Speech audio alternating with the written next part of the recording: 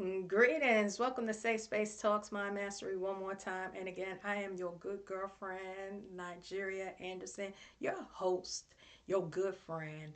And we are at this end of season 4.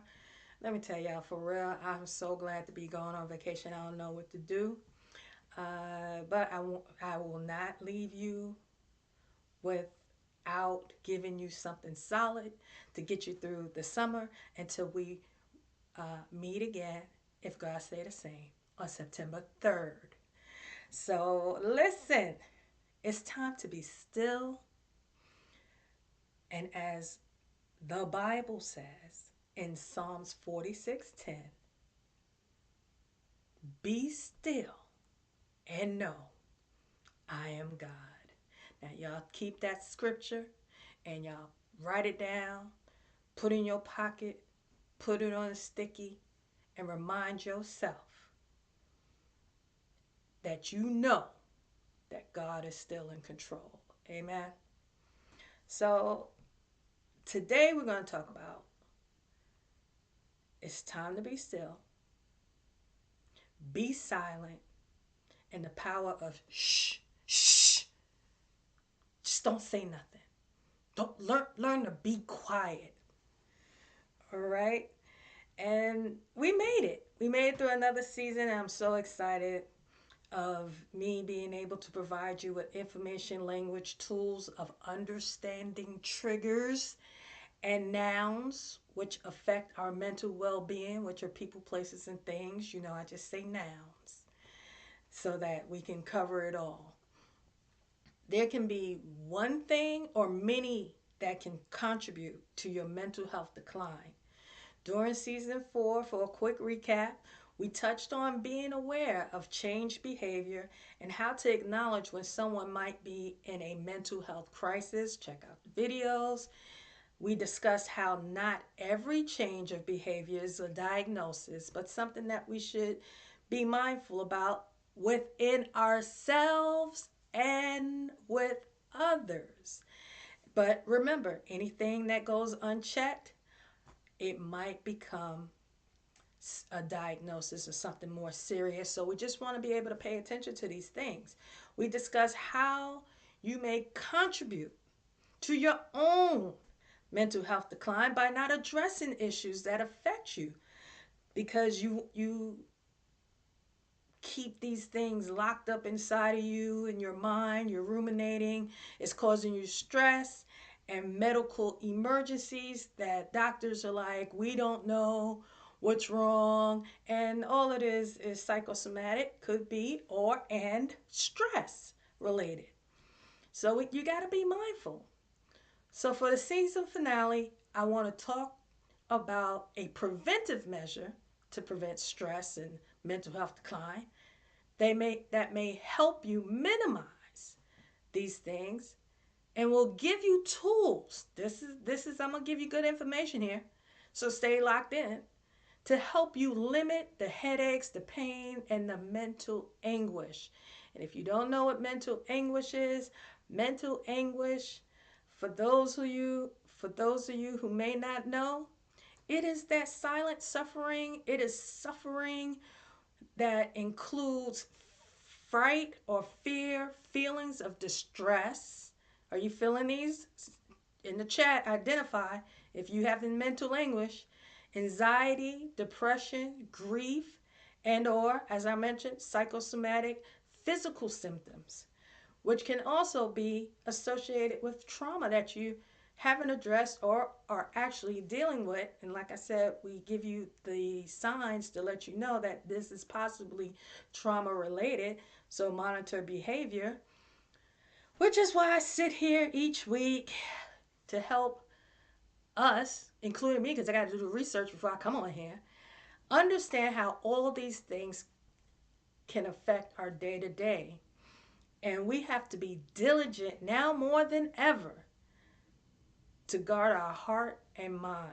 So, first order of being still, you have to be confident in your strengths and weakness. People do not like to tell you that your weaknesses is actually your greatest strength. Why? It is designed to prevent you from being ignorant and making the same mistakes over and over again. We live in a society where everyone wants to be right, and there's a repeating of wrong information. When you learn how to embrace your weaknesses, you can find uh, a comfortable substitute. So when you identify that I'm weak in this area, it's not that, it's the end all. It is to strengthen it. And by strengthening that weak area, what you can do is find a comfortable substitute. Okay, perfect example. I do not like working out. However, I know it is important as part of my development and being healthy, wealthy, and wise. But I'm not a gym person. I used to be when I had a friend would come with me to the gym, but they don't come to. I need a partner to go to the gym. So if I don't have no one to go to the gym with, I used to be able to do it by myself. I just don't like it. Okay, so I had to find a comfortable substitute, which is walking, stretching, and a light 15 minutes on my elliptical trainer, maybe 2 to 3 times a week. You know, transparency, honest, but I am participating in doing what I need to do, although I'm weak in that area. You get me? You understand what I'm saying to you? So you don't have to do an hour, you don't have to do 30 minutes. You have to do what you are strong enough to do. The key is that if you start and you do it, you will get stronger and you might do longer. You might add another day. It's not my thing. I'm stronger. I'm just not doing it. Okay? Um, Listen, if you need to do it, you do it. Okay? You have to embrace yourself and who God called you to be. So be honest with yourself, forgive yourself, and my goodness, once and for all, this summer, this time, please love on yourself. Love yourself enough to be a leader and not a follower. So if you make a decision and it doesn't turn out well, so be it. Try and try again. Don't give up. Don't quit. Take time out, maybe pause for a minute, but get back to it. And it's all about consistency. Okay? We're talking about how to learn how to be still. And I know you're like, well, what does that have to do with it? Because you have to get yourself in order. You have to pull yourself together because without you being in order, disciplined, consistent, confrontational with you and your weaknesses, your faults, your flaws. Oh, wait, come on, Jesus. You're not going to be good for nobody. I tell y'all that every time I sit here. I'm trying to tell you, you play a role in being the better version of you. Alrighty, alright, it's early. For mature audience only, mature audience only. If you want to speak with me, you can email me at safespacetalks@gmail.com. Now, where your strengths are, it doesn't mean that, oh, I got this in the bag. I'm strong here in this area. No. You'll get yourself stuck. Push yourself even in your strength, in your strong areas to the next level. How can you use your strong areas to build? By pushing yourself to get stronger. Maybe even in another area, the weak area, right? Because at the end of the day, growth and maturation is key. Without these, you will remain stagnant. We don't want that. People who have to speak, let me just say, relax. You know, the person who got to get their point across. You don't, and for who, the person who's always trying to overspeak you, you don't have to respond to everything. It takes two to argue. right? So eventually, one who's trying to start to argue, if you don't argue back, guess what they're gonna do? They arguing with themselves. Eventually, they prayerfully they will stop. Okay. You don't always have to get your point across. Stop being so aggressive to show or prove you're smart, you're intelligent, you study, you know. It's okay. Pause, relax. I want you to begin to ask the person who seems to be a little aggressive and, trying to overspeak you. Let me give you a tool. Okay? Someone's wanting to start something with you, maybe, picking on you, maybe, right? I want you to begin by asking them if there's anything you can do to help, right? So they're going off. And you could say, when they pause or calm down, you can simply say in a nice soft voice, like how I'm speaking, is there anything I can do to help you? See? You command the control, you command the room. You're not debating. I tell certain people who always try to come at me, I'm always like, it's really just not even a debate. It's not. It's not, you know. So that's something you can say, because sometimes people don't know how to ask for help. So they project and they act like it's your fault when it's their weakness. Okay. I'm gonna give it to y'all straight today because this is my last day of going on vacation. So this is when y'all get the juice, the beginning and the end. So let that be your new response. Now, you're not wrong, and it's okay. It's okay. You don't have to prove that you're right. And you can say to someone who's trying to debate with you, why did you do it like that? Right? You don't have to say, that's not how it's supposed to go. This is how it's supposed to go. Shh. Shh. That was early. I'm gonna say it again though. But we talk about how to be silent and be still. These are some ways that I want you to take away in learning how to respond to to the to the people who don't know uh, how to speak to you. You got to train them. Okay. The truth is, sometimes people have to figure out things themselves. So this is why, shh, you don't always have to give them the answer. That's so good, y'all. You don't always have to give people the answer. Let people figure out some stuff so you can see how smart they are. You can see their strengths and weaknesses. Stop always giving up information. Shh. Okay, so when you offer to help someone, you allow them to say yes or no. And then you're not bullying them, you're not being aggressive, and trying to tell them what to do, how to do, what to wear, where to go. Don't do it like this, do it like that. Stop, stop. It's annoying. Okay? Mature people only, mature people only. And I'm going to tell y'all what people be thinking and don't know how to say it to you because I don't want to hurt their feelings. Say ouch, because I'm going to tell y'all the truth. Because we have to know our value. A lot of the times we understand we have value. We understand we know the answer. And then we want to bully it on people. And we want to tell them what to do, how to do, right? But no, when you value yourself and you know your worth, you know how to be silent, be still.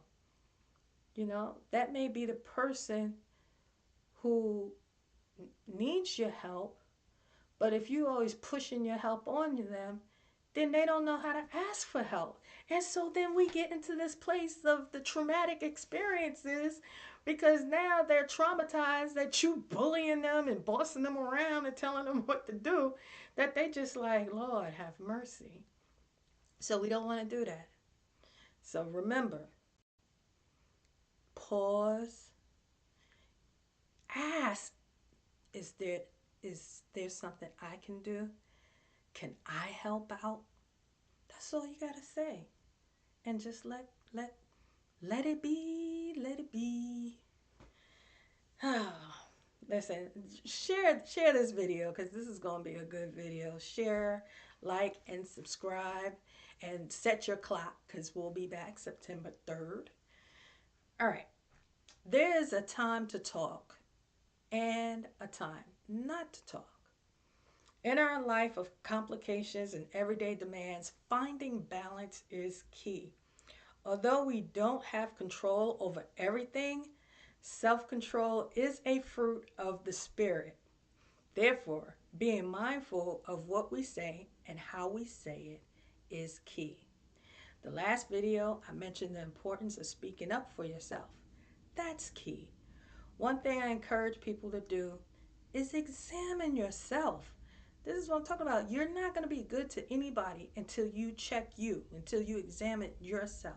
And I say that all the time. What most people do is focus on others and not themselves, which leaves you open to be critical of others, wanting to control others, because you're not focused on you, your shortcomings. And then you become blinded to them, and now you don't want to listen to constructive criticism, which limits your growth. And now you're stuck in your limited ways and beliefs. I know, I know. Mature audience only. Those who want to be a better version of themselves, you can't do that if you keep lying to yourself, focusing on others, and not focusing on yourself. Did you hear me put in the chat? Yes, I heard that. I know. Because I haven't been doing that in most of the videos and I be forgetting. Be silent. Stop talking too much. You know, I always say, y'all be telling everybody your childhood trauma, what happened to you, your parents, and your siblings' business, and how you don't get along with this one. That is nobody's business. You just met this person. You don't even know this person. And I told y'all, be aware of that, because then when people are not reciprocal and not telling you their business, now you mad. I mean, you run off your whole entire life at the first meeting. Relax. It's okay to ask what's your occupation, maybe their level of education, their hobbies, their faith. Do they have children? That's okay. That's decent.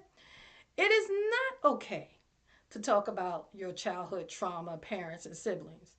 I mean, you could say you have 2 or 3 brothers and sisters, but there should be no immediate personal information given until things are serious, right? And when you discover the other person is not, like I said, so revealing, then that's the time you gotta sit back and say, I don't, I don't know why I told them all my business. I don't know nothing about them. Your friend, like, so where they live, Brooklyn. Where at in Brooklyn? I don't know. Well, where they work? I don't know. What they do? I don't know.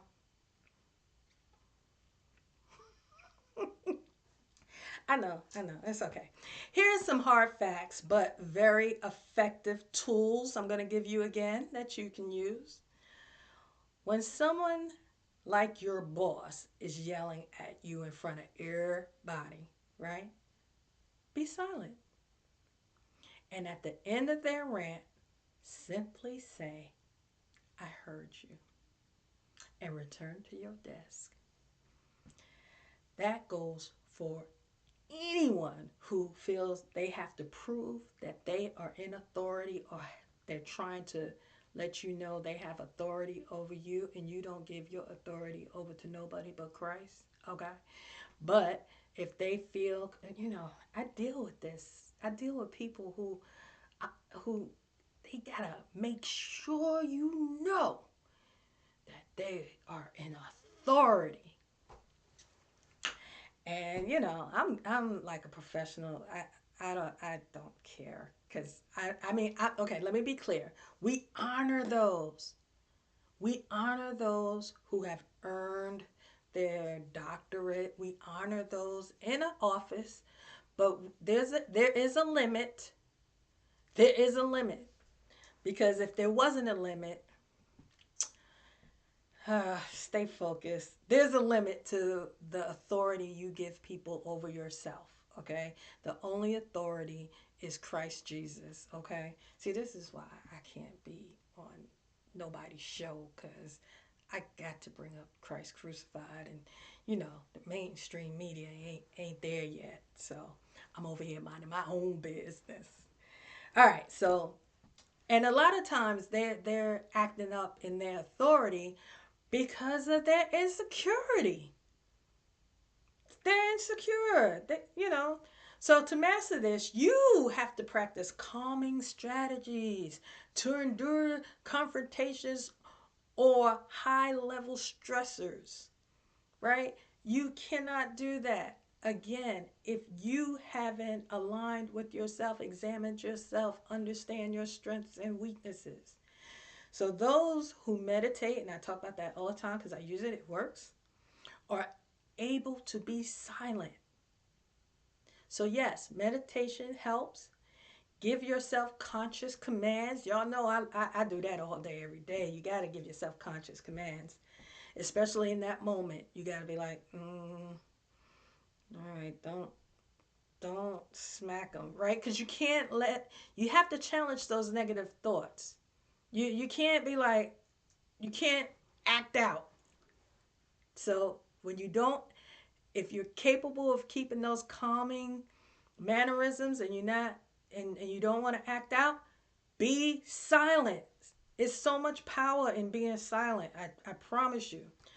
Place your hands in your pocket or hold them behind your back if you're nervous and you feel like you want to punch, right? Put your hands in your pocket, hold your hands behind your back, put them along your side. But whatever you do, don't cross your arms and stand like this, or just chill.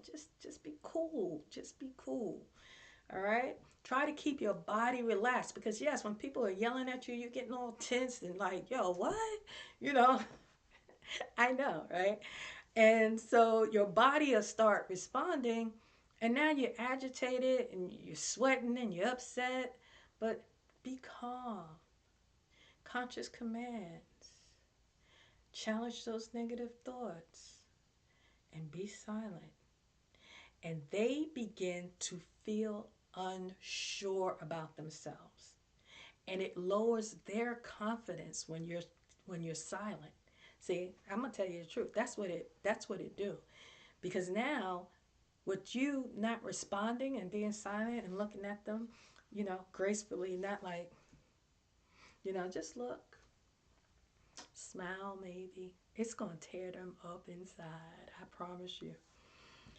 By not giving in to them and giving them any reason to feel that they have that authority, and they got their brutish behavior going on. Again, this goes for anyone who tries to manipulate you or bully you.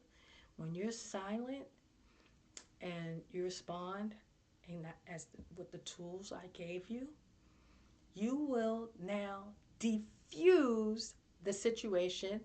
They will learn you're not the one, and you ain't even had to say nothing. See, you just gave them clarity. I'm not the one because I'm not going to go. We're not going back and forth. We're not doing that.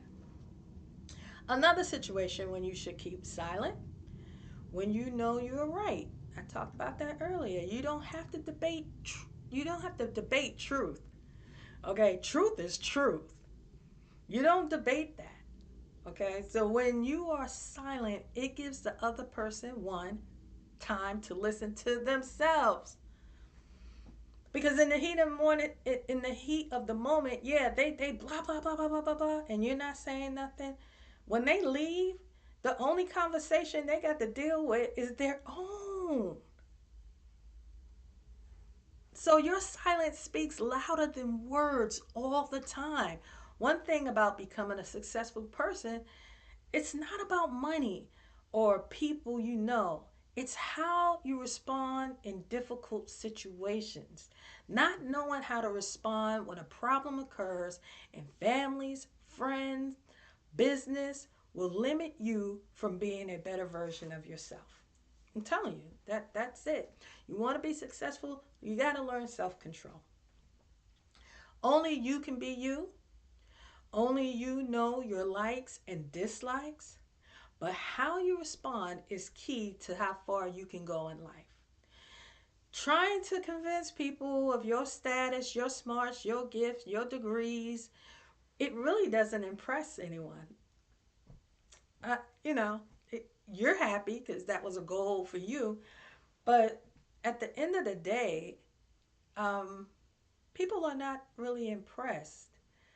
It's sad. It used to be people were impressed, but our society done got so, it has gone so left that nobody cares about that you just got your master's, your PhD, that you're the professor of the most the best college in the whole wide world, that you're the best doctor until they need you. Then they really excited that you are the best doctor because we need y'all. We need y'all.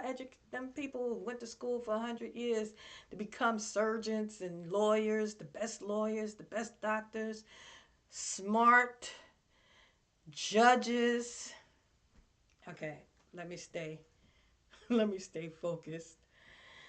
All right, so people of status, smarts, gifts, all of that, we appreciate you, but for the most part, people lack the understanding of your why. I'll put it like that. This is why so many people are stuck on titles, though. You know, like I said, don't get me wrong, we should give honor where honor is due, but you trying to impress somebody because you're the CEO or you the founder or you this or you that. Half of the people don't know you. They don't know your name. I watch certain shows and like TV shows and stuff, and then they'll be like, "This is so and so. They're an expert at so and so. I ain't never heard that person's name. You're just saying it. You're vouching for them. I don't know. It's like you're the expert of what, right? Never heard of you. I watched the Grammys. They be like, oh, and the Grammy Award went to this group or that person. Never heard of them. Never heard of them, right? But they do good work. So that's why they got a Grammy. That's why they're a doctor. That's why they're a lawyer. But don't allow that to be your end all. Don't be like, call me Doctor so and so, and they don't call you that. You crying in the bathroom talk about why they not respecting me. All right, all right, all right. Church folks too. I'm talking to you too. However, if someone is constantly reminding you who and what they do, be silent. Just be silent. People who are negative and braggadocious, oftentimes they just want to show off and have something, they just have something to prove to themselves. Just don't let it be at the expense of your well being. I don't really care who they are. When it comes to your well being, that trumps everything. That trumps everything. Okay? Your silence, it will embarrass them maybe because you're actually showing them confidence that they wish they had, right? So remember, being silent, are you listening to this? Has power, right? Okay. The benefit of shh. People who need less noise understand the benefits of being silent and how it helps you to grow. How does silence help me to grow? It helps you to make good decisions. It helps you to have clarity of mind. People who understand the benefits of being silent, they are less distracted and are able to resist distractions. When you are silent, you are able to hear better, so you can respond better. There's so much noise. I mean, when you are able to find quiet time, it helps you to accomplish what you have set out to do. People who are able to be silent may have a great level of patience and focus. Patience and focus. Looking for your mate, make sure they have patience and they're focused. Yes, summertime, I need you to have something to look forward to. So now listen. Now I'm going to talk to you about what the mental health professionals are saying about being silent. After just 3 days of intentional silence, the brain begins to both physically and functionally rewire itself, creating changes that are comparable to months. Are you listening to what they're saying? Months of meditation or cognitive training. Researchers have found that silence is more than just the absence of sound. It is something that is actively transforming the brain. Y'all hearing this? One of the most surprising findings involves the hippocampus, which is the brain's region response for memory. Scientists found that after 3 days of sustained silence, participants showed measurable growth of new brain cells in this area. That is what we call a breakthrough. My goodness. I always say try something new each day to create new activities in your brain cells, like listening to music, dancing, learning something new. We talk about that all the time. It will help. It will help your growth and get you out of slumps. You know, you won't be so anxious and depressed. You got to do something new. Do a new routine. Map it out for next week. That's your homework assignment. Do something new each day next week and see how you feel about it. For individuals regularly exposed to noise, those are people who may work in a jail with all that clinging and yelling, loud classrooms, the MTA workers, people who work at concert halls, um, and have to deal with loud noises all day, do not realize how stressed they are. Even school bus drivers. Let me include the school bus drivers, the bus drivers. That's at the MTA. You don't realize you're thinking, okay, I'm just at work. You may have your earplugs on, listening to music, whatever, but you really don't understand that energy and the stress that is truly affecting you. And this is why, healthy people are having heart attacks and they don't understand. I exercise, I eat, but stress is playing such a role. So you have to be mindful of that. And they're saying that 3 days of silence is able to recharge you. 3 days.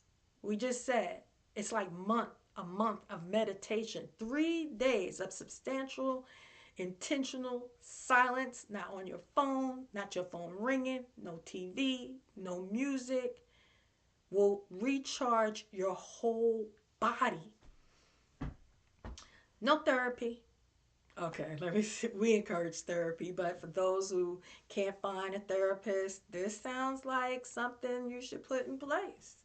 I'm just saying. I'm just saying. You know what? Try it. Let me know if it works. Just email me at safespacetalks@gmail.com.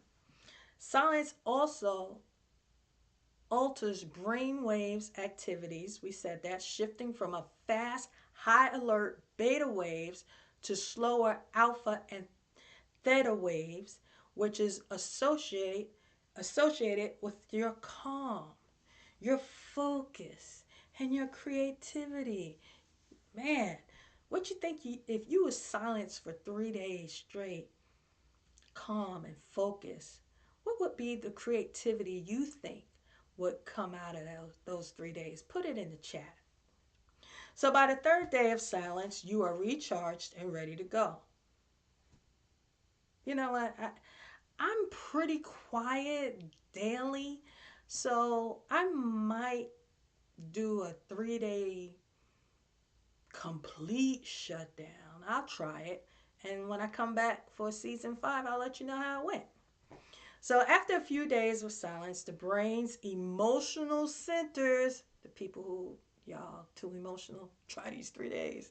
Emotional centers can communicate more effectively, right? Because remember, we're self control, self examining, strengthening our weaknesses, strengthening our strong points. Now we're dealing and we're better with our emotional response, right? After they're saying after 3 days of quiet, you'll communicate more efficiently, uh, allowing people to be better noticed. The early signs of emotional stress, you'll be able to identify, you know what, you're stressing me out. Okay, this, I have to, do your breathing exercise and then shh and be silent, right? Calm back down, right? We did a breathing exercise. I think was that season 3. Y'all gotta follow the videos and stay up to snuff. We still say that. I don't know, but you'll be able to respond better. You have early signs that this is stressful, so you can be silent and just excuse me. Let me, if you've been following me for the longest, you know what I'm gonna say. Excuse me. Let me just go to the restroom and then get in the restroom and recharge yourself and then come out and be, your calm self. I love that. I love that. So it is, you know, you respond with better clarity and not hostile, wanting to fight and aggressive. They reported that participants have reported steadier moods, fewer overreactions, and increased resilience. I did a show on that, with effects lasting weeks after the silent period ended. Weeks after just 3 days. I'm telling you, I'm here to help you. 3 days, and you will feel as if you had weeks of peace and calmness in your spirit. Yeah, that's a game changer. So if you don't have money to go to on a vacation, get somewhere for 3 days, no phone, no TV, no music, no nothing. Your thoughts, maybe bring a pen and pad so you could write down any gifts that the Lord will lay upon your heart, any changes, because He gonna talk to you. What did we say earlier, right? Be still and know. When you still enough to know, He can speak to you and get things across to you. He been trying to do that all this long time, but all the noise, all the chatter, you ain't had no time to sit down. So you ain't get it. You wonder why you keep running in a circle, chasing your tail like my Bella. Okay, anyway, silence can enhance your sensory perceptions. I know when I fast, let me tell you something. I can smell my neighbor's dinner. No, like, I'm like, Lord have mercy. I'm fasting. Why? All of a sudden, I can smell what everybody cooking in their house. And my house is not even attached. So it's like, why am I smelling their food? All of a sudden, all week I ain't smelled nothing they was cooking. I'm fasting. Now I can smell everything. It's a true story. It's a true story. But the studies demonstrated improved vision, having trouble with your eyes, be still. Taste, smell, and touch, right? Your sensors, which was all confirmed by standardized testing. So they figured this all out.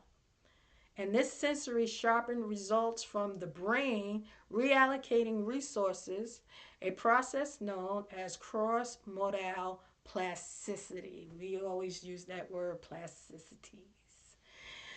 Well, as you see, being silent has great benefits. It gives you strength, it keeps you calm, it allows people to treat you the way you deserve to be treated and handle you the way you deserve to be handled, from the mean boss to your family members, friends, clergy. I don't care who it is. Okay? You have to guard your heart and mind with all diligence. So, one good tool per research, try 3 days with silence. Make it a family thing. That should be fun. Let me see.